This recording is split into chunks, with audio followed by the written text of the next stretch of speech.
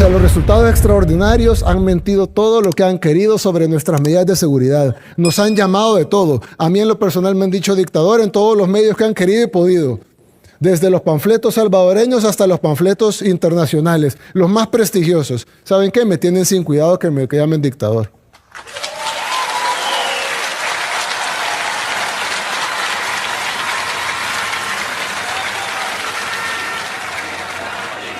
Prefiero que me llamen dictador a ver cómo matan a los salvadoreños en las calles.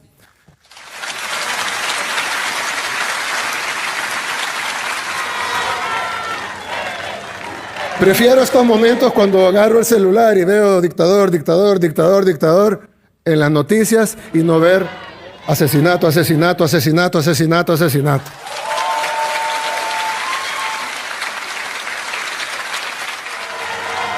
Prefiero que me llamen dictador, pero que los salvadoreños podamos vivir al fin en paz.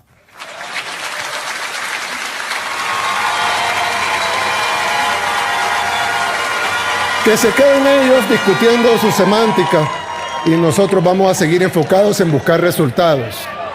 Y contrario a las mentiras que ellos difunden día y noche, tenemos más resultados que cualquier otro gobierno en toda nuestra historia.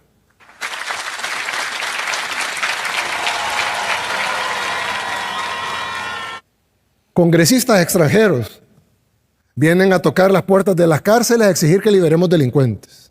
¿Con qué derecho se sienten?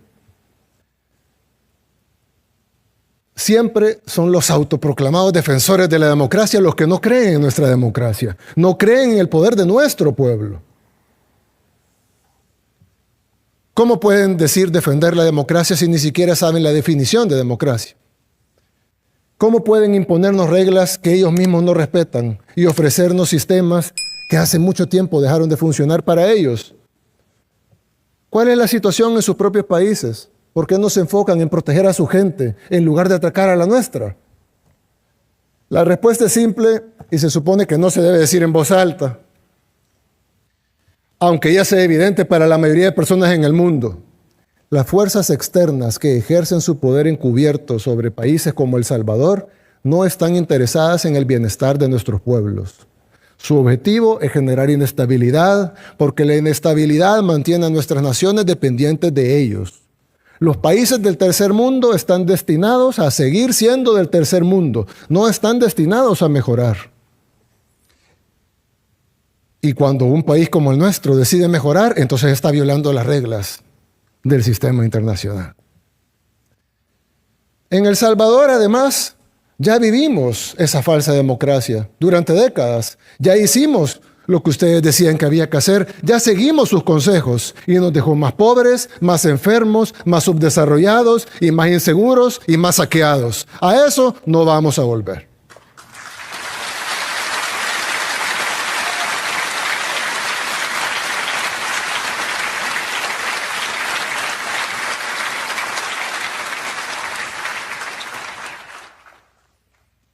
El Salvador ha dado un ejemplo a otros países como el nuestro, que ninguna nación, por grave que sea su situación, nosotros no éramos un país peligroso, nosotros éramos el país más peligroso del mundo.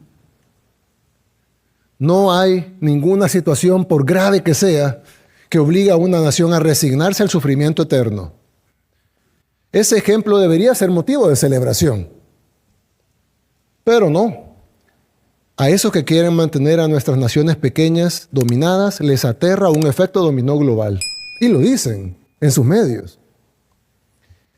La democracia que predican es hacer todo lo posible para imponer el mensaje de que no se puede salir adelante. Mientras hablamos ahorita, y hoy todo el día y ayer, hay un ataque coordinado en marcha. Medios tradicionales, internacionales y locales, ONGs, organizaciones de derechos humanos, instituciones internacionales, todos orquestados al unísono, golpeando con los mismos temas. Pero los años de engaño ya les pasaron factura a ellos y la gente ya no les cree nada. Ellos tienen palabras elegantes, rimbombantes, como diríamos los salvadoreños, pero nosotros tenemos las pruebas. Cuando dejamos de tomar esa medicina envenenada de los poderes extranjeros y comenzamos nuestra propia terapia, empezamos a sanar. La transformación de El Salvador ha sido una de las más rápidas de la historia moderna. Pero para nosotros apenas ha sido suficientemente rápida. El Salvador de hoy no se parece en nada al que recibimos tras décadas de terror y explotación. El país que heredamos ni siquiera era verdaderamente nuestro. Independiente solo de nombre. Sus calles estaban controladas por pandillas y su gobierno en manos de los verdaderos gobernantes que siempre estaban a la sombra. Hace 6 años, el mundo ya había perdido la esperanza en El Salvador. Nos decían que el crimen era parte necesaria. Así decían, que el crimen era parte necesaria de nuestra sociedad y que derrotarlo era imposible. Nos daban estudios grandes, proyectos de cómo salvarnos, pero en el fondo nunca creyeron que fuera posible y por eso sus soluciones nunca estuvieron diseñadas para funcionar. El Salvador estaba controlado por personas sin ninguna intención de ayudarnos. Hace 6 años empezamos, nada más, a recuperar nuestro país. Hoy, El Salvador ya no le pertenece a ni los actores extranjeros ni a sus títeres locales. Hoy, El Salvador pertenece al pueblo salvadoreño.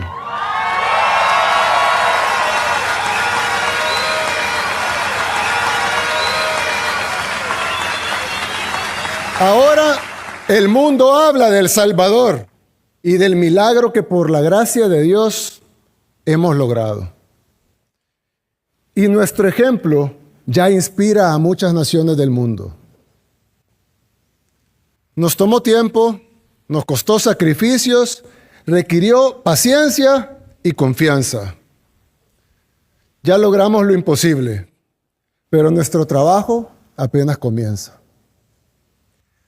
Tuvimos que luchar además por lo que otros países en otras latitudes dan por sentado, que es la libertad de construir un futuro en sus propios términos. Lo que estamos a punto de construir en El Salvador solo es posible gracias a que lo que hemos logrado en estos años y lo que lograremos de ahora en adelante. Solo será posible con la misma fe y con la misma perseverancia que nos trajo hasta acá. Hemos vencido a la pesadilla que nos aterrorizaba. Ahora vamos a construir el país que soñamos. Nos tomó tiempo, nos costó sacrificios, requirió paciencia y confianza. Venimos de un país sistemáticamente saqueado, destruido a conciencia y con una única política pública real, el miedo. Miedo de salir de la casa, miedo de tomar el bus, miedo constante por nuestros seres queridos, pero también miedo al sistema de salud, miedo al sistema educativo, miedo al sistema económico exclusivo y voraz, miedo al sistema político y miedo en lo social. Los gobiernos eran meros administradores de ese miedo. Lo aplicaban a conciencia, lo rentabilizaban a conciencia. Recordarán cuando llegó la izquierda, rentabilizando el miedo social, el miedo económico. Algunos dicen que antes había democracia y hoy ya no. Han leído eso por ahí, ¿verdad? Que antes había democracia en El Salvador y que ahora ya no. Pero lo cierto es que antes solo se podía elegir entre la opción mala o la peor.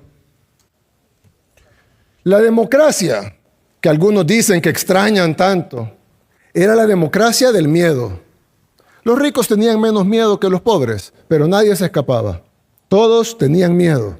Y si alguien no lo vivió en nuestro país, puede venir acá y preguntarle a quien quiera.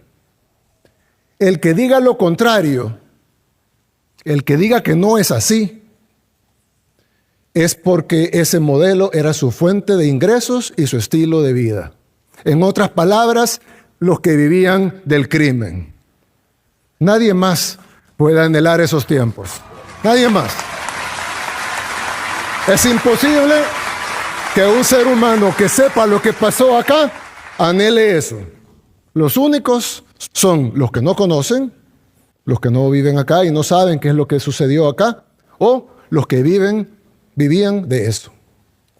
Su institucionalidad, porque oyen eso bastante, ¿no? La institucionalidad era dejar que violaran a nuestras mujeres, que masacraran a nuestros hijos, que extorsionaran a nuestros emprendedores. Esa era la institucionalidad. Su transparencia era dejar que mataran a decenas de miles de salvadoreños y otras decenas de miles de víctimas que disfrazaban como desaparecidos. Algunos dicen que las pandillas dejaron 120,000 muertos en El Salvador. Pero si revisamos las cifras de desaparecidos en aquellos entonces versus las cifras de desaparecidos ahora, nos daremos cuenta que la diferencia es tan abismal que realmente un 90% de esos desaparecidos eran homicidios disfrazados. Y que la cifra real de homicidios es de arriba de 200,000 salvadoreños asesinados por las pandillas.